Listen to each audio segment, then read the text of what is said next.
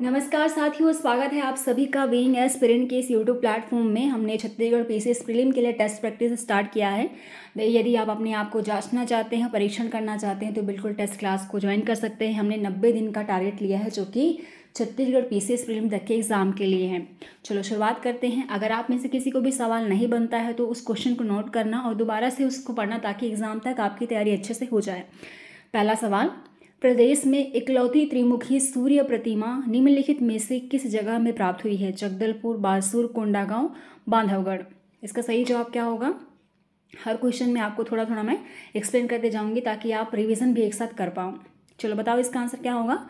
इसका सही जवाब होगा ऑप्शन नंबर 2 यानी कि बारसूर दंतेवाड़ा में सूर्य की त्रिमुखी वाली इकलौती प्रतिमा प्राप्त हुई है।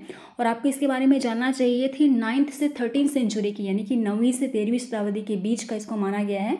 और इसके अलावा इसकी जो मूर्ति है इसमें ऐसा दिखाया गया जो सूर्य भगवान हैं उनका रथ को खींचने के लिए यहाँ पे 7 घोड़े लगाए गए हैं। 7 घोड़ों वाला रथ है इनके साथ में, तो इस बात को आप लोग ध्यान रखेंगे। और इसके अलावा इसको स्थानीय देवता के रूप में तामान्नुगुड़ी के नाम पे इसको जाना गया है। चलो आगे देखते हैं। पहला 4 लेन सुरंग केशकाल क्षेत्र में निर्मित किया गया है या प्रदेश के किस क्षेत्र में स्थित है, किस जिले में स्थित है, आपको बताना है। 4 लेन सड़क सुरंग कहाँ पर बनाया गया है? कांकेर, कोंडागांव, बस्तर, इनमें से कोई नहीं। तो जिन्होंने करंट अफेयर का सीरीज नहीं देखा होगा, करंट अफेयर का बुक नहीं पढ़ा होगा या न्यूज़ नहीं देखा होगा तो उन लोग को लगता होगा कि केशकाल जो है वो कोंडागांव में है, तो कोंडागांव इसका आंसर होगा। लेकिन ऐसा नहीं है। आपको मैंने मैप को अच्छे से पढ़ाया है, जिसमें हमने मैपिंग की क्लासेस की है उसमें देखोगे तो ये जो 4 लेन वाला सड़क है ये शुरू हुआ है भारतमाला प्रोजेक्ट के तहत। भारतमाला प्रोजेक्ट क्या है? ये भारत सरकार का इकोनॉमिक कॉरिडोर वाला जो रोड बनाया है, रोड सर्विस है जिसमें से रोड बनाया जाएगा उसका पार्ट है जो कि हमारे छत्तीसगढ़ से भी होकर गुजरता है। ये जाता है रायपुर से लेके थोड़ा सा ये उड़ीसा वाले क्षेत्र में जाएगा, उसके बाद में आंध्र प्रदेश तक जाएगा। आंध्र प्रदेश के कहाँ पर? सब्बा राम नाम का जगह में जाएगा। तो रायपुर के बाद में ये कांकेर में जाएगा, यहाँ पर है कांकेर मान के चलो। तो कांकेर में जो क्षेत्र है ना, घाटी है, उसको भी बोलते हैं केशकाल क्षेत्र। तो इस घाटी में सुरंग बनाया जा रहा है तो इसी को बोला गया है 4 लेन सुरंग। पहली बार ऐसा हमारे छत्तीसगढ़ में होगा जो कि सुरंग में रोड बनाया जाएगा जो कि 4 लेन का होगा। और ये जो 4 लेन वाला सुरंग होगा वो 2.5 किलोमीटर तक का होगा जो कि केशकाल घाटी कांकेर में होगा। और ये जाएगा विशाखापट्टनम सब्बाराम तक, याद रहेगा। चलो किस किस क्षेत्र से होकर जाएगा? छत्तीसगढ़, उड़ीसा और आंध्र प्रदेश। चलो अगला क्वेश्चन देखो। हेनसांग की प्रतिमा बीजापुर छत्तीसगढ़ प्रदेश से प्राप्त हुई है। इसकी प्रतिमा में निम्नलिखित चित्र अंकित है। कटार बना हुआ है, ताड़पत्र पंखा है, कटार और तोता बना हुआ है या उपयुक्त सभी। क्या बना हुआ है इस हेनसांग की प्रतिमा में जो कि बिलासपुर क्षेत्र से, बीजापुर क्षेत्र से मिला है? क्या होगा इसका आंसर? इसका सही जवाब होगा कि इसके जो प्रतिमा बनी हुई है उसमें कटार और तोता दिखा हुआ है। यहाँ पे देखो ताड़पत्र लिखा हुआ है, तो ताड़पत्र इन्होंने ना दान किया था। ताड़पत्र यानी कि वो जो चाइनीज़ लोग होते हैं ना जिसमें से ऐसे ऐसे हवा करते हैं, वो वाला ताड़पत्र इन्होंने वहाँ पे एक मंदिर में किसी को, मंदिर में यानी कि उस जगह में कंकालीन गुड़ी करके एक मंदिर हुआ करती थी, उसी में इसको प्रेजेंट किया हुआ है, भेंट दिया हुआ है, गिफ्ट दिया हुआ है। किसको? ताड़पत्र पंखा को। तो प्रतिमा के साथ में कटार और तोता का चित्र बना हुआ है जो कि 7वीं शताब्दी में आपको देखने को मिलता है। ऐसा इसलिए पता चलता है क्योंकि इस समय आप लोग देखोगे तो 639 ईस्वी में ये हमारे जो मध्य छत्तीसगढ़ एरिया है ना, मध्य भारत एरिया है, इसमें आए थे। क्योंकि उस समय हमारा छत्तीसगढ़ किस में लगा हुआ था? मध्य प्रदेश के साथ लगा हुआ था, इसीलिए वो घूमते घूमते हमारे दंडकारण्य वाले क्षेत्र में भी आए थे। और उस समय 7वीं सेंचुरी में आपको बस्तर संभाग में भी इनकी जो उपस्थिति है वो देखने को मिलेगी, इसीलिए वहाँ पे उनकी मूर्ति मिली है जिसमें उनकी हेनसांग की मूर्ति के साथ में कटार और तोता लगा हुआ है। और यहाँ पर मंदिर में ताड़पत्र पंखा उसने जो अपने साथ रखा हुआ था उसको गिफ्ट करा है।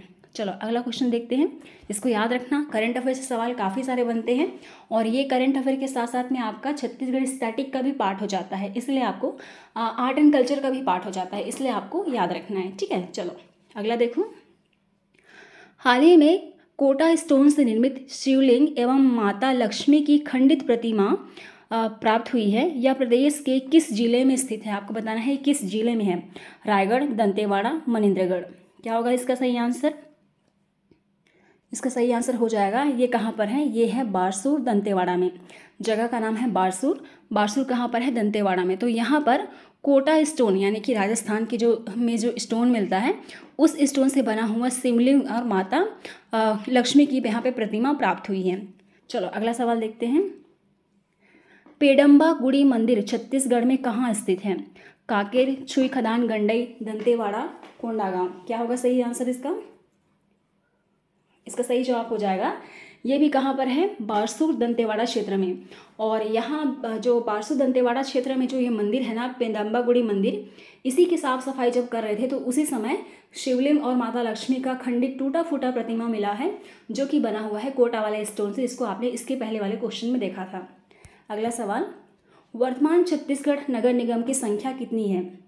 इसका सही जवाब क्या हो जाएगा? इसका सही जाएगा ऑप्शन नंबर 2, 14 हमारे पास छत्तीसगढ़ में वन है। और जो 14वां वाला है, 14th वाला है, वो रिसाली भिलाई वाला है। ठीक है, चलो अगला सवाल देखते हैं। छत्तीसगढ़ प्रदेश का राष्ट्रीय पक्षी पहाड़ी मैना है। पक्षी महोत्सव 31 दिसंबर से 25 जनवरी तक मनाया गया। पक्षी महोत्सव जिला बेमेतरा में मनाया गया। आपको सही कथन बताना है। चलो बताओ इसका आंसर क्या होगा, पढ़ो एक बार, क्या हो जाएगा इसका सही आंसर? इसका सही आंसर हो जाएगा, छत्तीसगढ़ प्रदेश में राष्ट्रीय पक्षी पहाड़ी मैना है। सबको बचपन से रटा हुआ होगा।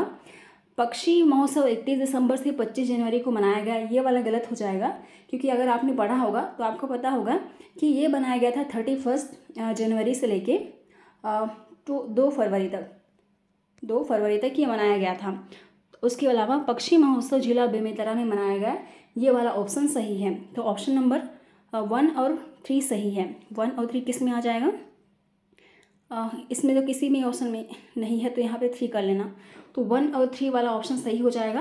प्रदेश का राष्ट्रीय पक्षी पहाड़ी मैना है और इसे मनाया गया था 31 जनवरी से 2 फरवरी तक, और ये मनाया जाता है बेमेतरा जिले में। चलो आगे देखते हैं। 16 खंबा मंदिर कहाँ स्थित है? बिलासपुर, दंतेवाड़ा, मनेन्द्रगढ़, सारंगढ़, बिलाईगढ़। क्या हो जाएगा इसका सही आंसर?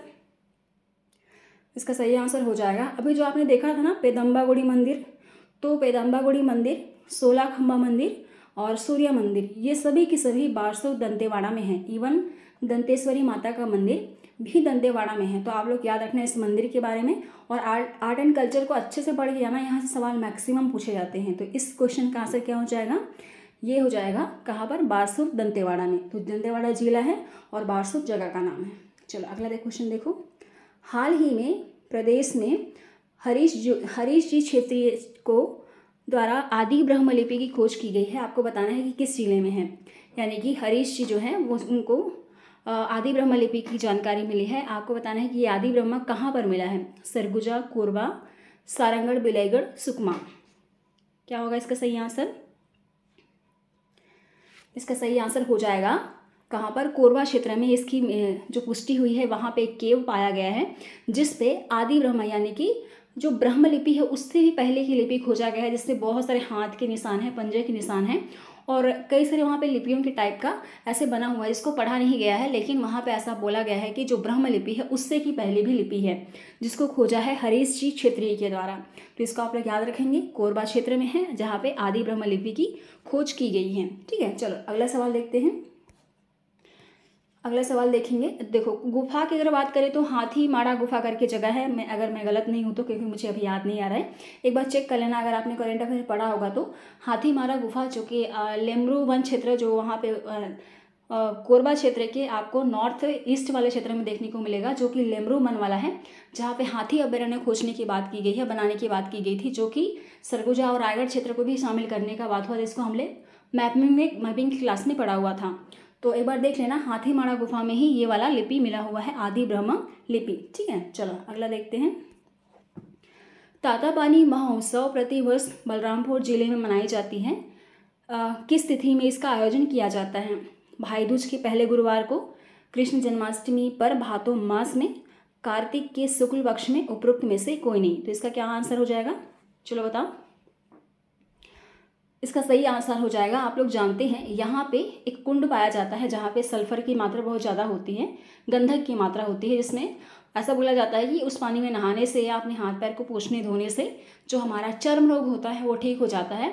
और इसी पानी वाले जगह में जहाँ से बेताता पानी नामक गर्म पानी का फव्वारा निकलता है, वहाँ पर मकर संक्रांति के दिन में वहाँ पर महोत्सव मनाया जाता है, मेला लगता है। तो इसका सही आंसर क्या हो जाएगा? उपरोक्त में से कोई नहीं। ठीक है, आंसर नंबर 4।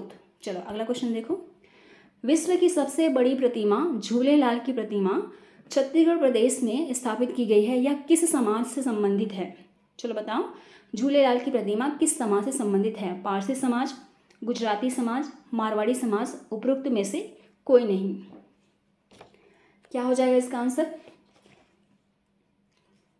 इसका आंसर हो जाएगा उपरोक्त में से कोई नहीं। क्यों? क्योंकि जो झूलेलाल जी हैं ना, ये होते हैं बेसिकली किसके ये मतलब किस समाज के ये प्रमुख होते हैं? तो ये होते हैं, आपने सुना होगा सिंधी समाज, है ना, पंजाबी सिंधी करके नाम सुना होगा। तो सिंधी कैटेगरी के जो होते हैं, सिंधी समाज के जो होते हैं, उनके ये एक तरह से गॉड की तरफ माने जाते हैं ये। तो उनकी प्रतिमा हमारे छत्तीसगढ़ प्रदेश में आप लोग देखोगे तो रायपुर में मिला हुआ है। और इसका आंसर क्या हो जाएगा? उपयुक्त में से कोई नहीं। तो इसको मानते हैं लोग, सिंधी समाज के लोग, जल देवता। और आप लोग जानते हैं कि सिंधी समाज जो होता है थोड़ा सा बिजनेस वाले में ज़्यादा होता है। और उस टाइम पे जब बहुत प्रारंभिक टाइम पे बिजनेस के टाइम पे हम लोग देखते थे हमारे साथ में जो व्यापार होता था किसी दूसरे जगह का, दूसरे देश का, तो हम लोग ज़्यादातर जल मार्ग का यूज़ करते थे, है ना। तो जल मार्ग से जाने से पहले इन लोग पूजा करते थे पानी का, जल का, जिसके कारण इस नाम को झूलेलाल जो नाम पड़ा, इनको जल का देवता भी कहा जाता है। जल का जो प्रतीक देवता है, यानी कि वरुण के अवतार भी इनको कहा जाता है। इसको भी आप लोग ध्यान रखेंगे। तो झूलेलाल की जो प्रतिमा है वो किस समाज से बिलोंग करती है? ये करती है सिंधी समाज से। ठीक है, चलो अगला देखते हैं। हिमसंग की प्रतिमा प्रदेश में किस जिले से प्राप्त हुई है? तो अभी आपने बताया ये कहाँ पर मिला है? दंतेवाड़ा क्षेत्र में मिला है। और इसको याद रखना, इसके बारे में 2 डबल सवाल आ गया है। अगला देखो, छत्तीसगढ़ प्रदेश में पहली बार छत्तीसगढ़ राज्य ग्रीन काउंसिल गठित की गई है, इसमें कितने सदस्य होते हैं? आपको बताना है 8, 10, 12, 17। क्या हो जाएगा इसका आंसर? इसका आंसर हो जाएगा, इसको रिसेंट में ही इसी साल गठित किया गया है और ये पहली बार गठित किया गया है। इसमें भूपेश बघेल जी अध्यक्ष होते हैं और इसके साथ साथ और 12 सदस्य होते हैं। तो इसका सही जवाब क्या हो जाएगा? 12 इसका सही आंसर हो जाएगा। और इसके अलावा देखो, ग्रीन काउंसिल यानी कि यहाँ पे जैसे सिक्किम है, सिक्किम क्या है? हमारा जैविक राज्य है। वैसे ही हमारे छत्तीसगढ़ प्रदेश को भी जैविक राज्य बनाने के लिए जितने भी ग्रीनरी से संबंधित है, जितने भी वन से संबंधित है, जितने भी हरियाली से संबंधित, उसके संबंध में जो भी काम किए जाएंगे उसके लिए यहाँ पे काउंसिल की गठित की गई है। तो यहाँ पे 2 मंत्रालय आ जाएंगे, एक तो कृषि मंत्रालय, एक तो वन मंत्रालय। तो इसमें कृषि मंत्री को भी आप याद रखिएगा और वन मंत्री के नाम को भी याद रखिएगा।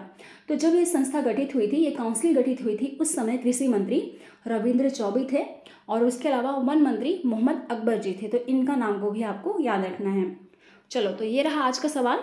और सभी चीज़ों को आपको नहीं आता है तो रिवीजन कर लेना। और ये हमारे जनवरी माह के करंट अफेयर थे और इसी तरह से हम लोग करंट अफेयर की जितने भी क्वेश्चन है उसको भी सॉल्व करते हुए चलेंगे। साथ ही साथ स्टैटिक के भी मैंने बीच बीच में आपके लिए वीडियो बनाया है, उसको भी मैं आपको दे दूंगी ताकि उसका भी आप लोग टेस्ट प्रैक्टिस कर सको।